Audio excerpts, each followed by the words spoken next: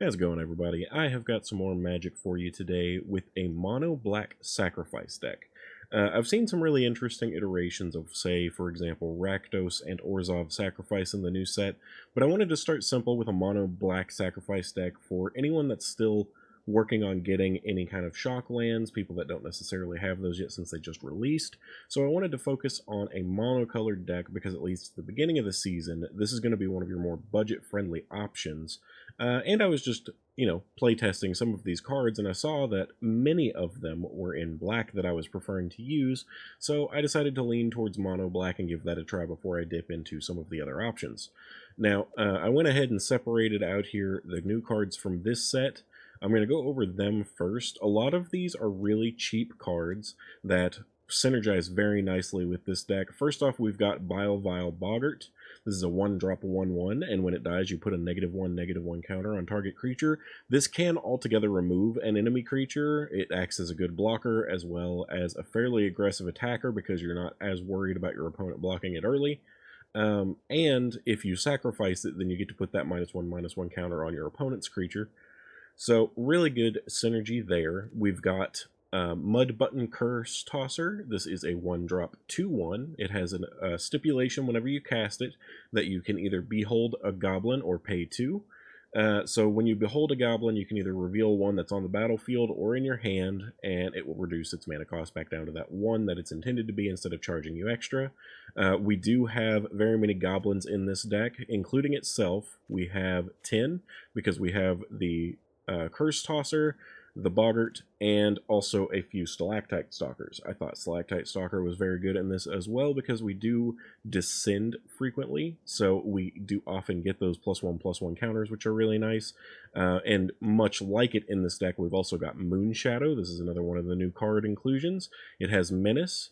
It does enter with 6 -1/-1 counters on it, so it'll enter as a 1/1 for 1 mana with Menace, and then whenever a permanent card from your is put into your graveyard from anywhere. So this could be you surveilling a land into the graveyard. This could be you, losing a creature, what have you, as long as it's a permanent that goes into the graveyard from anywhere. And it does say 1 or more. So if, for example, you put 3 cards in the graveyard from any single trigger, then it'll only lose 1 -1/-1 counter.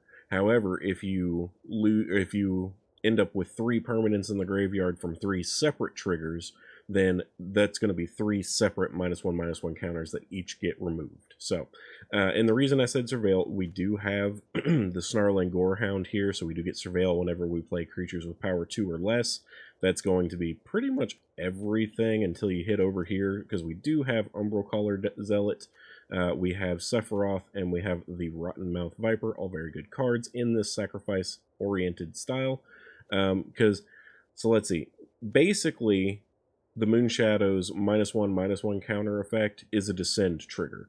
So I thought it paired really nicely with the Stalactite Stalker. You get a lot of the same synergy off of that. That's why the Snarling Gorehound is in here, is it's an easy way to trigger both of those, and then easily also you can sacrifice either of these almost as a pseudo removal. The Curse Tosser does have another ability on it that I overlooked briefly, but when this creature dies, destroy target creature an opponent controls with power 2 or less. So it doesn't matter how much its mana value is, nothing like that, but as long as its power is in that 2 or less range, then when you sacrifice the Curse Tosser or attack with it and it becomes blocked, can remove an opponent's creature. So these are really good sacrifice targets because they can help you to clear the board slightly. We do also have some removal here. I chose Deadly Precision because it is a destroy target creature effect, and we do have artifacts that we can get because I do have Obsessive Pursuit in here as well. So Obsessive Pursuit is a rare that is new from the Avatar The Last Airbender set, in case you hadn't seen it. Whenever it enters, and at the beginning of your upkeep, you lose 1 life and create a clue token. Whenever you attack, put X 1/1 counters on target attacking creature where X is the number of permanents you sacrifice this turn. If X is 3 or greater, that creature gains lifelink until end of turn. So really good there. We do get clue tokens, so we do have that additional artifact option for sacrificing for this destroy target creature. We do want to sacrifice our creatures in most sense, but still having that alternative option can be really nice if you don't want to sacrifice a creature for a turn. And then we also have Tragic Trajectory. Personally, I liked this because we're going to often lose creatures. We're going to have that situation where if a non-land permanent left the battlefield this turn, so anytime you sacrifice any of your little one-drop creatures, anytime you sacrifice one of those clue tokens for any reason, you're going to be able to use Tragic Trajectory as a -10/-10 rather than a -2/-2, so it has a lot of versatility there. All of our removal falls into that one-drop category, so very nice. We actually have a lot of one-drops in this deck. I just separated the new ones so it'd be easier to cover them. And then obviously top end we have Sephiroth, which is a fantastic way to gain and drain your opponent, especially when you're sacrificing creatures easily, and the Rotten Mouth Viper, where you can obviously sacrifice a significant number of permanents all in one turn, and it is a large body creature that is then difficult for your opponent to deal with, as well as them having to choose to sacrifice things, discard things, what have you, to not take the damage that it incurs every time that it either attacks or enters. So that is the deck. I did include just a couple of Realm of Co. Being able to get in with just a few unblockable creatures that are 1/1s can be really nice to finish off the match. It actually comes relevant in a lot of situations because board wipes and removal are so prevalent right now. It's hard to play these heavily creature-focused decks without just getting stalled out. So getting these bodies on board can be really relevant, and it's just more things you can sacrifice if you have nothing else to do. You can create these bodies on your opponent's turn if you didn't do anything with your mana that turn, and then it gives you another permanent to sacrifice for Sephiroth or the Rotten Mouth Viper or what have you. Anyway, I'm going to go ahead and get into games. I'm going to be playing best of one like I normally do, and we're going to try for 3 wins. Hopefully you guys like this. This is actually a pretty fun deck that I experimented with, and like I said, it's a bit more budget-friendly being monocolor, so you don't have to worry as much about having the correct lands.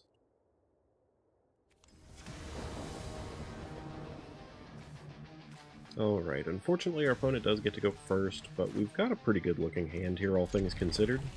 These getting to come out early is nice. We got a Sacrifice Outlet, we got Sephiroth.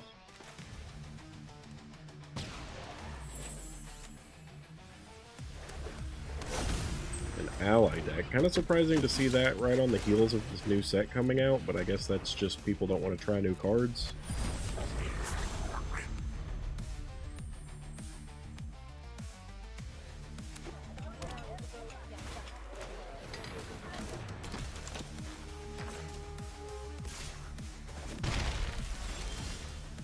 I think I'm pretty happily going to start by just sacking this and getting rid of their land ramp, or mana ramp. I do want more land, actually.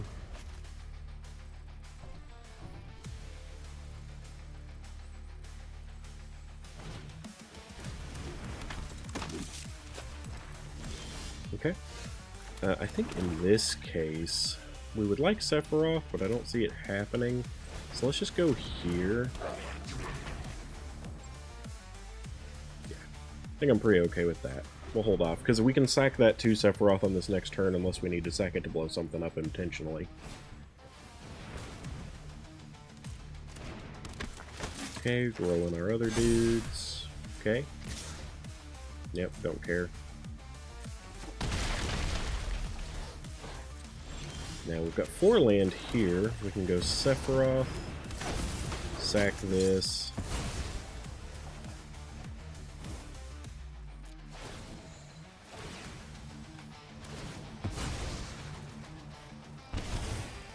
And then let's get a little bit of a tragic slip going here.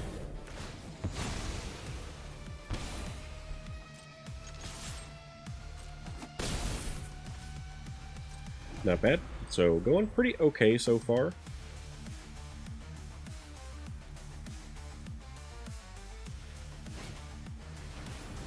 South Pole Voyager. So they don't have a lot going on here. They do get a little bit of that. Okay. So pretty easy first game win. I don't think allies are really going to be popular right now because it is a tribal. It's definitely doable, but all these new things just came out, so I'm really surprised we ran into this at all. But had some pretty fun stuff here. We could start with the Gorehound next, and then go Moon Shadow, get the Surveil, which could potentially trigger the Moon Shadow, attack with the Sephiroth, probably sacking the Gorehound to get another trigger for the Moon Shadow. So really interesting looking next turn for us. This was probably going to be needed to leave up as a blocker, but then assuming that they block Sephiroth if I attack in, that's going to be another 2 trigger, or another 2 things dying, triggering the Moon Shadow to get bigger even again. But yeah, pretty easy game 1. Didn't get all the way through it, but I think this was going pretty interestingly for us, or at the very least. Let's go ahead and see if we can get a good game 2.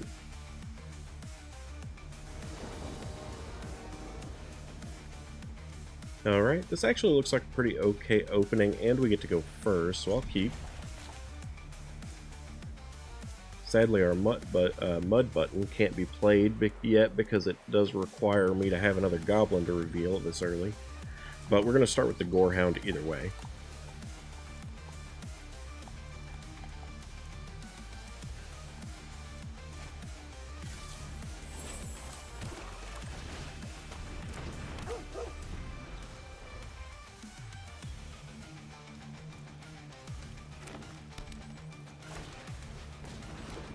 Okay, looks like we're up against some form of mono green. Let's go ahead and get some more bodies down. I probably wouldn't have done this way except for what we drew. Do want land.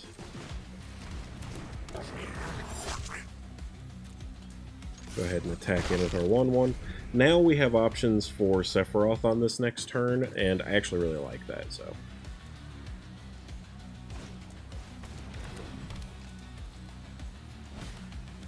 Some chocobos, okay. I don't like that they're going to be able to keep up protection on it, but I guess that's whatever.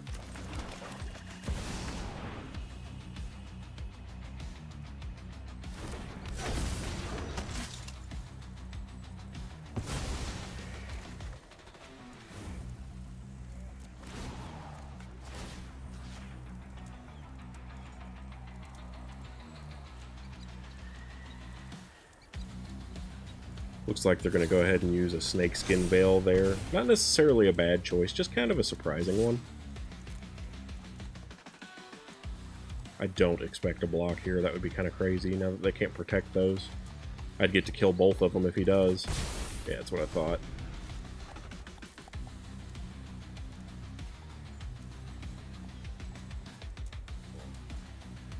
Forcing that snakeskin veil out, though, early on that Llanowar elf was actually really good for us because it means he's not going to be able to use it on any of his better cards later.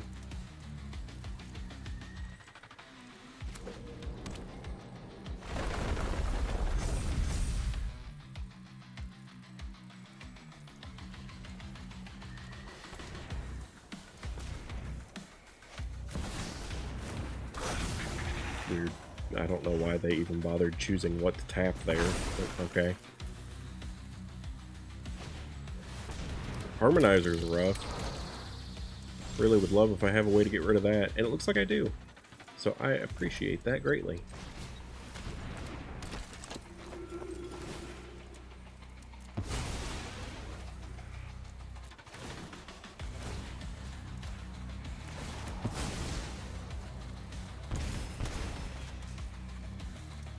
It's fine, I guess.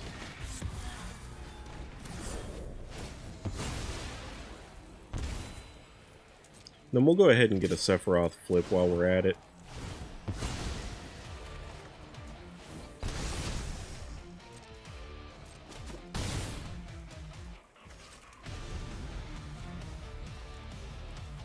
So we cut back their mana, we got rid of their thing that actually was deadly because the Harmonizer is evil.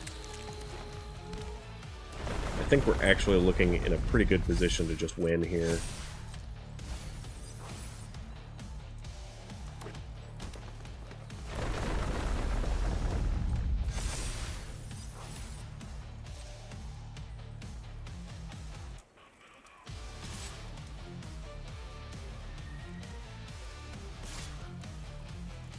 Probably not going to be able to play the Viper. I mean, I'll be honest though, I don't care about 4 damage.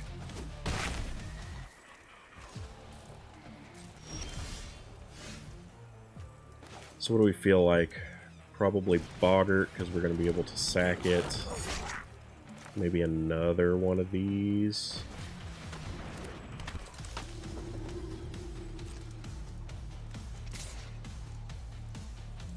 Yeah. I think I'm okay with that. Why don't we just sack all 3? Probably not even, right? Keep up blockers.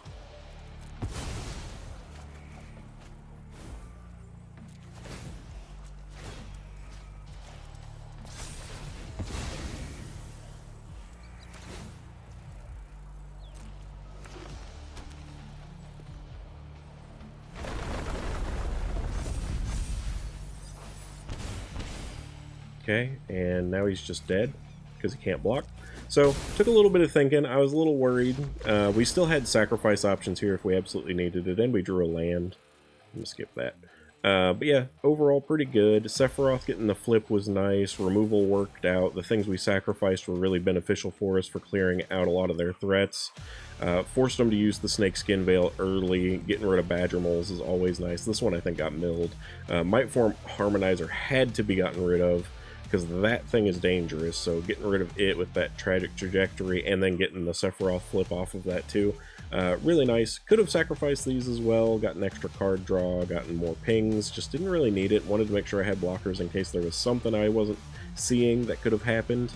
Would have loved to have gotten the Viper out as well, but that was going to be a little up in the air depending on, you know, what we were getting. But anyway, let's go ahead and see if we can get a good game 3.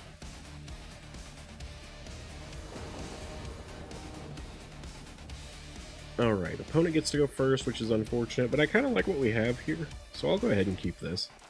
We've got some card draw, we've got things that can be used as early removal if we sack them. This becomes a pretty big removal if we lose something.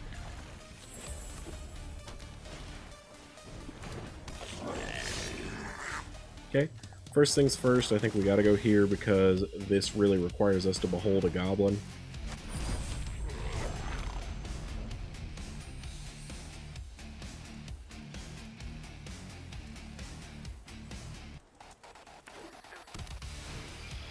Got some goblins from the opponent too, fair enough.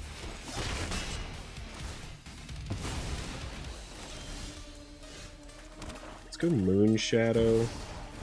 I'm gonna attack in here. Maybe they'll block, maybe they won't.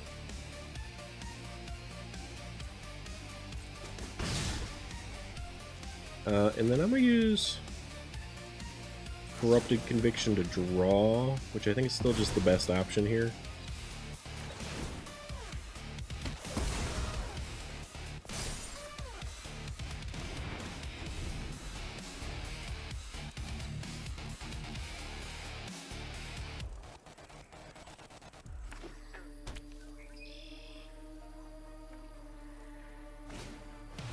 Got a Howl Squad Heavy, that's a good one. Yeah, I can block that.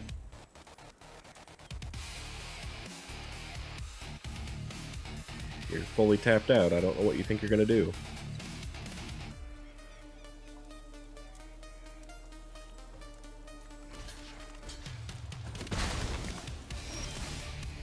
Okay, so first things first, let's go here.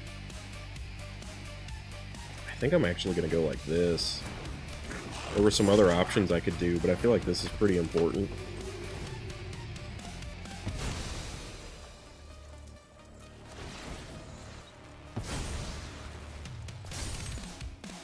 Deadly Precision is going to be pretty helpful too. Let's go ahead and attack in for 3.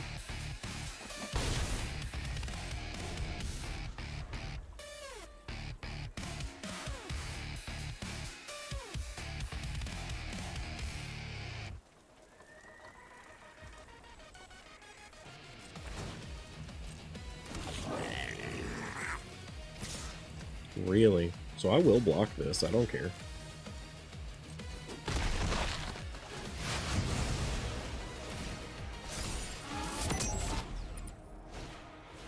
Got Sear Slicer on their end, that's fine though. Another one of those. Yeah, I'm pretty okay with all this still. So let's go here, get the Gorehound down. We're just going to go ahead and sack it to draw a card. Not bad. So we gain life, and we also grow our Moon Shadow, attack with it.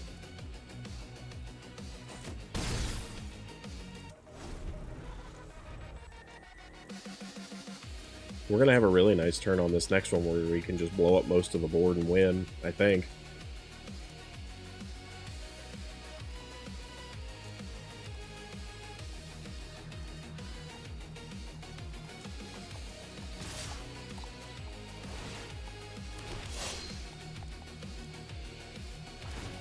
Really surprised by the attack here. Oh, okay, they just wanted to blow up my Sephiroth. I guess that makes sense.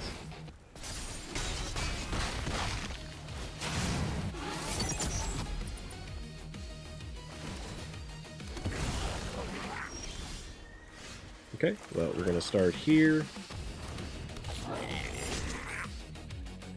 We're going to sack a creature. I guess you.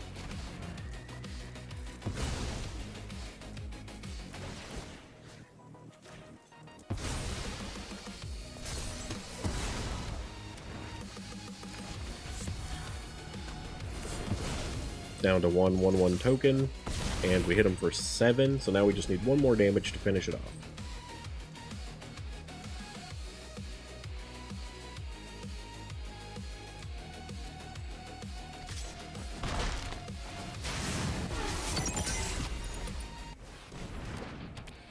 Okay, so that's a way for them to potentially gain life, because now whenever goblins die, they're going to be able to heal. Let's go ahead and attack in. He's got a double block to block it. So he'll gain 2 more life here.